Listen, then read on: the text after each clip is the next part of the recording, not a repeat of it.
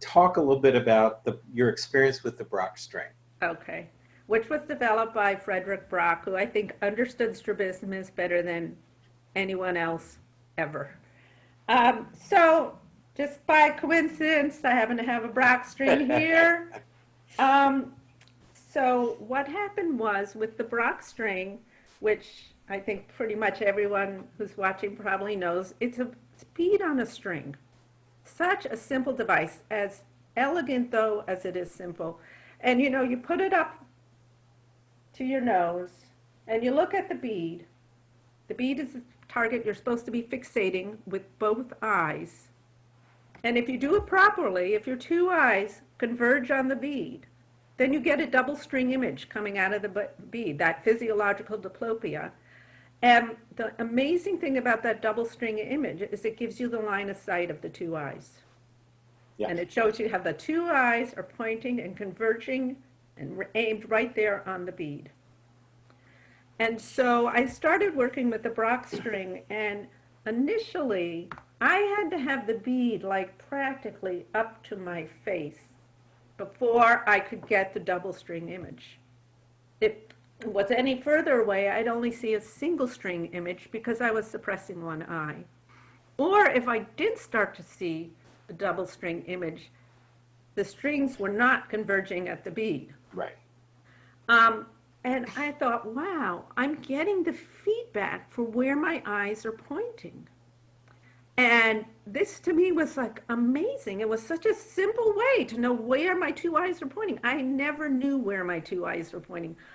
Some people with esotropia and exotropia know which eye they are fixating with and which eye they're turning. I never did. And so I started to do this exercise, and I was able to move the bead from practically at my nose, a little further, a little further, a little further, a little further away. And when I could do one bead about maybe 20 inches away, the vision therapist in Dr. Ruggiero's office said, let's do two beads. And so I started working with two beads on the string, one close, one much further away. And she said, can you get the close bead? And yeah, I worked at it. I said, yes, I got the X. She goes, okay, now look for the further bead.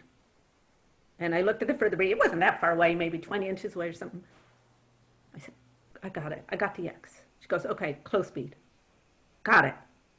Further bead. Got it.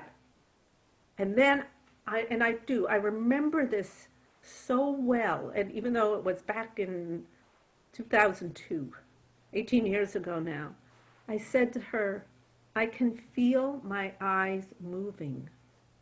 I can feel them converging on the close bead. I can feel them diverging, onto the further bead. And the key point, Sue, was you could feel both of them.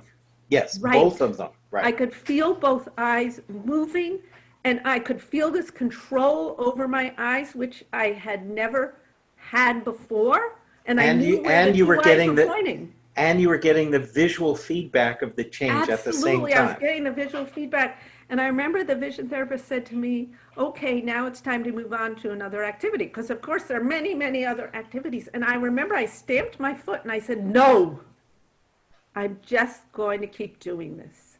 It felt so good. And that's one of the things that vision therapy provides, is the word is overused, but it empowers the person.